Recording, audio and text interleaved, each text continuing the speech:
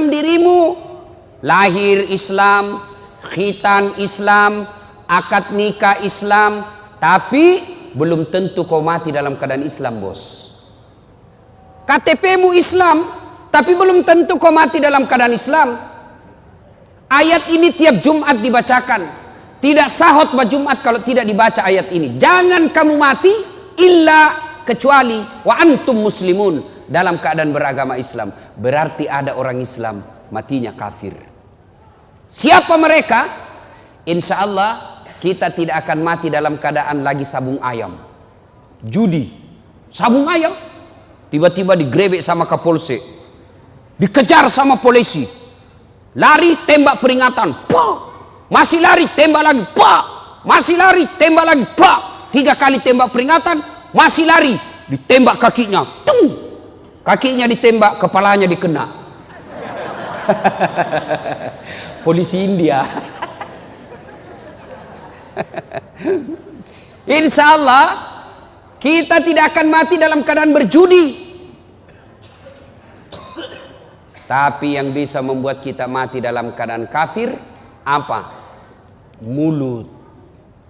Habis mabuk, lempox, campur lem tikus, beleng-beleng. Bayangkan lem pox na campur lem tikus. Saya bilang campur kau juga lem Korea, ndak bisa terbuka mulutmu dong.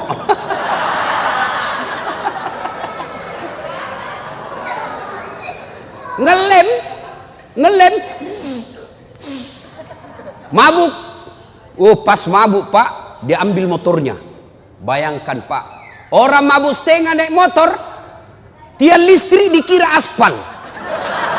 Pak, mati kafir kok cilaka. Coba, pas tabrakan dia tabrak listrik, pak, dia bangun. Siapa kasih pindah tiang listrik di sini? Bisa pintu tiang listrik dikasih pindah. Insya Allah kita tidak akan mati dalam keadaan berzina. Ada duda di sini? Ada duda di sini? Ada. Dilarang menikah sama anaknya. Akhirnya dia pergi berzina. Umur 60 tahun. Makan obat kuat. Dia makan 2 biji. Pergi cewek usia 25 tahun. Overdosis. Serangan jantung. Puh! Mati di atas perut. Inna lillahi wa inna ilaihi. Ini matinya mati dalam keadaan kafir. Insya Allah kita tidak akan mati seperti itu. Tapi yang bisa membuat kita mati, makan barang haram. Contoh, jangan marah, contoh. Ada anak sekolah SMP, buru-buru pergi sekolah, diambil motornya, balap. Wah, ternyata tidak pakai helm. Dia langgar rambu lalu lintas, dikejar sama polisi, sehingga cabut, langsung ditarik kunci motornya. Kamu melanggar. Kenapa kau lihat rambu ini? Kau tidak lihat? Saya lihat. Kenapa kau langgar? Saya tidak lihat bapak.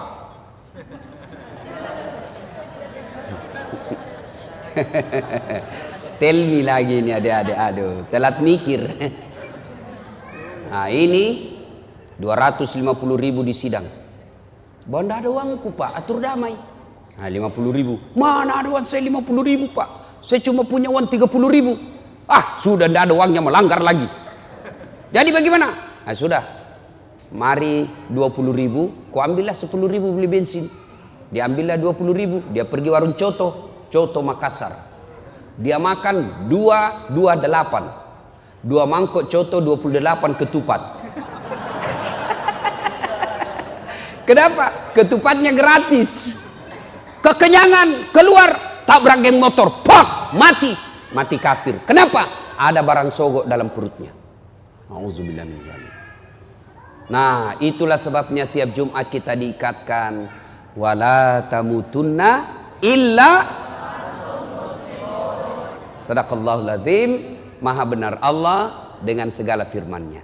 Ibu bapak, saudara-saudara sekalian, teristimewa yang kita muliakan, guru kita, ustadz kita, guru Hafiz, saya belum sempat kenalan namanya, Al-Mukarram Sayyid Muhammad, yang sama-sama kita muliakan dan mudah-mudahan dirahmati oleh Allah Subhanahu wa taala. Jangan bandingkan muka saya dengan Sayyid ya, pasti saya tenggelam. Jangan bandingkan hidungnya dengan hidung saya, kalah saya ya. Ibu bapak saudara-saudara sekalian, dalam Al-Quran ada 3 perintah Allah yang sifatnya serangkai. Adik-adik ada yang tahu? Saya ulang, dalam Al-Quran ada 3 perintah Allah, berapa? Serangkai. Artinya tidak diterima perintah yang satu apabila rangkaiannya tidak dilaksanakan. Dia harus dilakukan bersamaan. Ada yang tahu adik-adik? Saya kasih hadiah. Ada yang tahu? Perintah yang pertama, dengar baik-baik. Perintah serangkai yang pertama, atiullaha wa atiur rasul. Taatlah engkau kepada Allah dan taat kepada Rasulnya. Artinya taat kepada Allah, sholatnya baik, zakatnya baik, tapi mengkhianati Nabi, tidak mengakui Muhammad sebagai Nabi, maka taatnya kepada Allah ditolak. Sebaliknya, taat kepada Rasul, Senin Kamis lancar, tahajud tiap malam, tapi tidak bagus akidahnya kepada Allah, taatnya kepada Rasul ditolak. Yang kedua, perintah serangkai yang kedua, ada yang tahu? Ada yang tahu? Ayo saya kasih hadiah kalau ada yang tahu. Yang kedua, aqimis shalah wa atus zakat. Dirikan solat, tetongangi sempajange, pasui sekemu. Tahu artinya itu? Ini bahasa Paris, Pare-Pare dan sekitarnya. Perintah serangkai yang kedua, dirikan solat, tunaikan zakat. Artinya orang yang mendirikan solat tapi tidak membayar zakat padahal sudah mampu, maka solatnya akan ditolak. Sebaliknya, orang yang bayar zakat, zakat harta dia tunaikan, zakat fitrah dia bayar, tapi tidak solat, zakatnya akan sia-sia. Perintah serangkai yang ketiga, ada yang tahu? Ada yang tahu? Ada? Yang ketiga, anis kurli wali-wali baika. Bersyukurlah engkau kepada Allah, tapi jangan lupa bersyukur kepada kedua orang tuamu. Jadi perintah serangkai ada berapa, Dek? 3. Ada yang tahu? Ulang? Ada yang bisa ulang? Ada yang tahu? Coba angkat tangan yang bisa. Ayo, ayo. Ah, ini. Ayo ke sini. Sini. Ayo. Ya. Coba. Ya. Ayo, siapa namanya, Dek? Siapa? Ah, sebelum menjawab pertanyaan tadi, pertanyaan passwordnya. Siapa namanya neneknya Ustadz Dasad?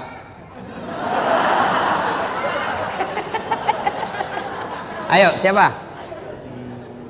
Ah, lain kali kau jawab saja, sembarang saja kau sebut, belum tentu ini semua tahu. Oke. Ah, jawaban yang tadi apa itu? 1. Artinya taat kepada Allah dan taat kepada Rasul. Yang kedua, Aqimis sholat wa atuz zakat. artinya Menunaikan sholat dan menunaikan zakat. ketiga, aniskurli. Anishkurli wali walidayk. Ah, artinya Bersyukur kepada Allah dan juga bersyukur kepada kedua orang tua. sudah betul? Betul? Ah, dapat hadiah. Ah. Lain-lain itu rasanya. Woi. Dek, beda itu rasanya uang Kapolres dengan uang Ustadz. Beda rasanya ya. Insyaallah. Nah, berkaitan dengan 3 perintah ini, ayo. Berkaitan dengan 3 perintah ini, maka saya akan membahas yang ketiga. Anis kurli wali-wali, bersyukur kepada Allah dan bersyukur pula kepada kedua orang tuamu. Artinya ada anak remaja hitam jidatnya gara-gara sholat, hafal Quran, Senin Kamis dia puasa, tiap malam dia tahajud, malam Jumat dia itikaf di masjid, kemudian membersihkan masjid, ikut ngajar ngaji di masjid, tapi durhaka kepada kedua orang tuanya. Bapaknya dia hianati, ibunya dia keluarkan air matanya. Kata Nabi, demi Allah, demi Allah, demi Allah, jangankan masuk sorga, baunya sorga diharamkan bagimu. Nah, adik-adik sekalian, saya ingin menyampaikan beberapa kisah anak durhaka. 1, ada pemuda Pak, bagus agamanya, ibadah saja kerjanya, bagus amalnya, akhlaknya baik. Apa dosanya Jurais sehingga dihukum Allah? Suatu ketika lagi sholat sunnah, Allahu Akbar, dipanggil sama ibunya, Jurais, Jurais sini kamu. Bingung Jurais, saya sholat atau jawab panggilannya ibuku. Dipanggil kedua kalinya ibunya, Jurais, sini kamu. Jurais tidak menjawab, bingung, saya lanjutkan atau saya sholat. Akhirnya apa? Dipanggil 3 kalinya, Jurais sini kamu. Tidak menjawab. Ibunya pun tidak tahu kalau Jurais lagi sholat. Marah ibunya lalu bersumpah. Marah ibunya dan bersumpah, ya Allah, setengah mati aku hamilkan. Ibu-ibu masih ingat waktu hamil? Masih ingat? Bu, halo ibu, masih ingat waktu hamil? Enak enggak? Oh, itu ibu-ibu hamil Pak, enggak ada enaknya. Jalan setengah mati, duduk setengah mati, tidur sebelah kanan nyamping sesak napas, nyamping kiri poso. Satu saja gayanya kalau sudah hamil, gaya pasrah. Coba dia bilang ibunya, Jurais, setengah mati ku hamilkan, setengah mati ku lahirkan. Ibu-ibu masih ingat waktu melahirkan? Ada ndak ibu-ibu melahirkan senyum? Ada ibu-ibu melahirkan keluar kona tidak, pasti setengah mati.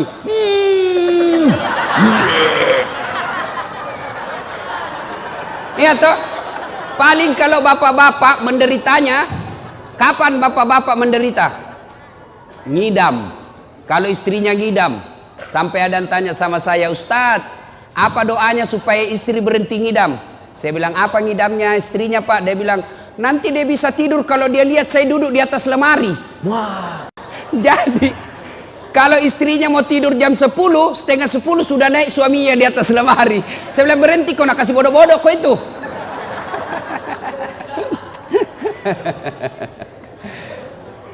Dia bilang ibunya, Jurais, setengah mati aku hamilkan, setengah mati aku lahirkan. Masa saya panggil dia tidak jawab? Ya Allah, keluar sumpahnya ibunya Jurais, jangan mati Jurais sebelum ketemu orang jahat. Ibu-ibu, kalau ibu-ibu bersumpah, arasnya Allah bergetar. Maka ibu kalau marah sama anaknya, jangan sembarang sumpah. Ini ibu-ibu biasa kalau marah sama anaknya kan keluar sumpah-sumpahnya tidak enak. Kurang ajar, setan. Nah bilang anaknya, bleh. Masa anaknya dibilangi setan? Kurang ajar, kambing. Bleh. Jadi ibu kalau marah sama anaknya, boleh marah tapi jangan keluar sumpah yang jelek-jelek. Boleh keras suara tapi sumpahnya yang bagus-bagus.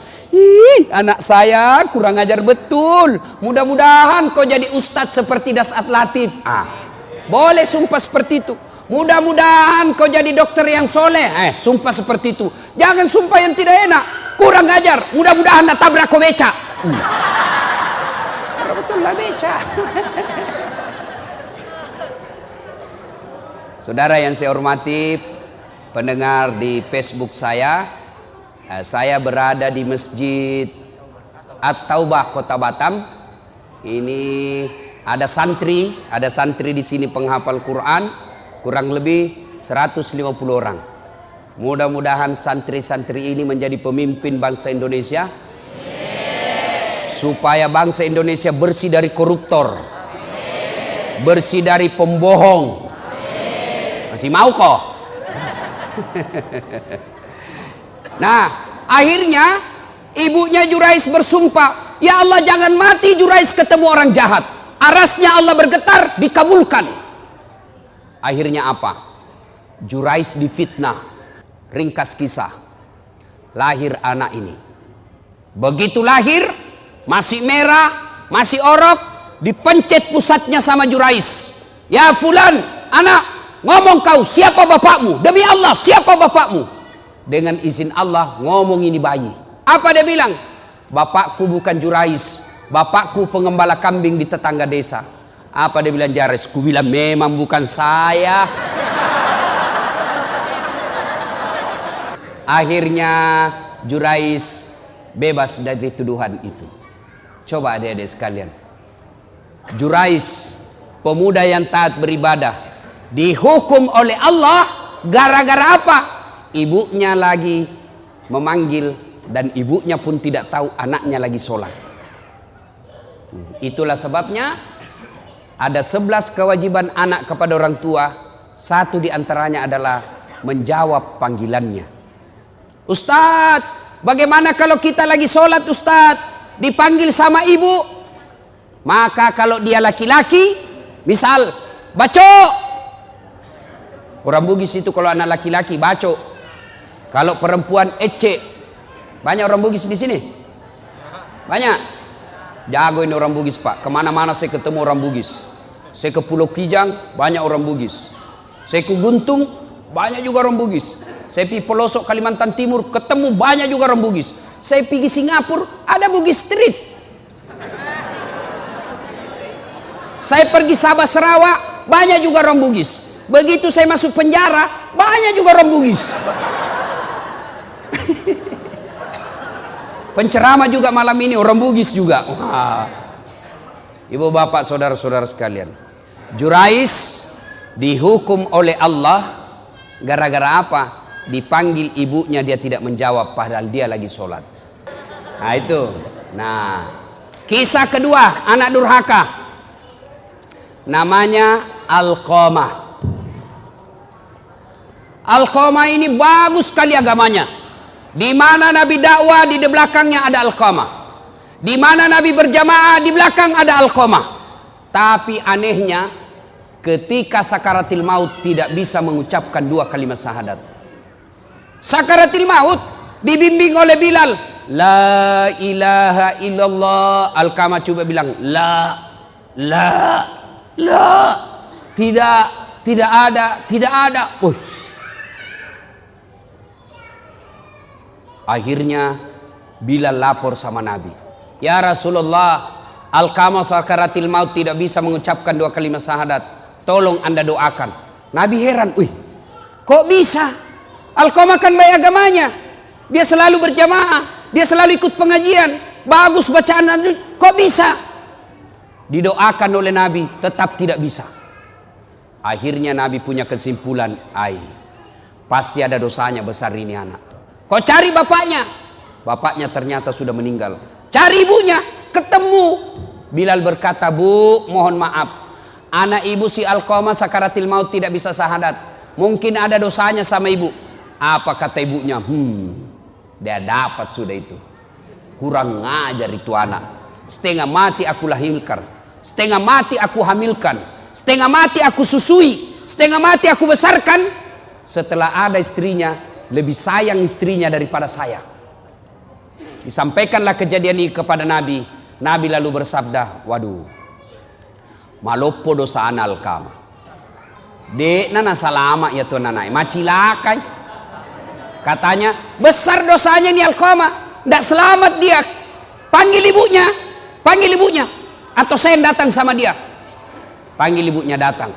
Nabi bersabda, Bu, lihat anaknya, dia tidak bisa syahadat, tidak selamat kalau tidak dimaafkan sama ibu.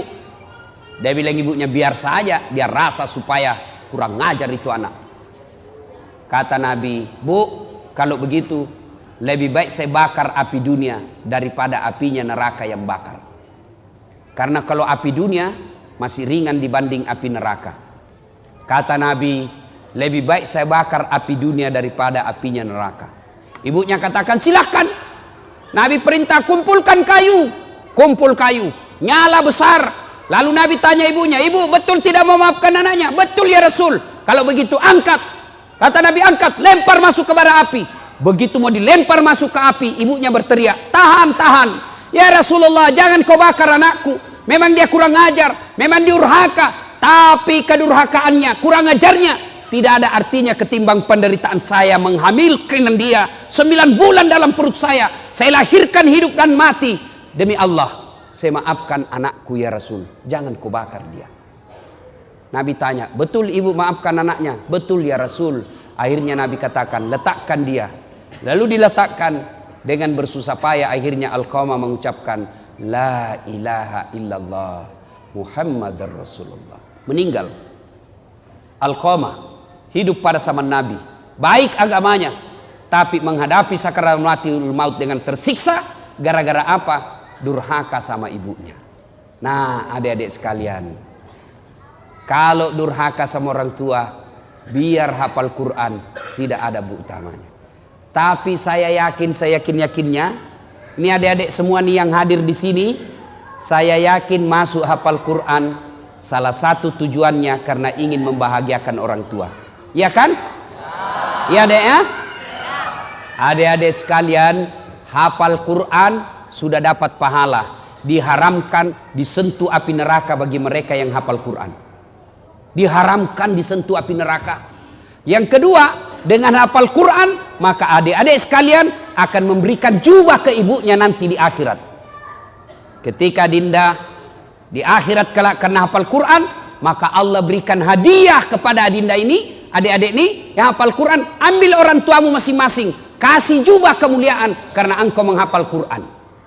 Maka bapak-bapak, ibu-ibu yang ada anaknya hafal Quran, bahagia bapak-bapak.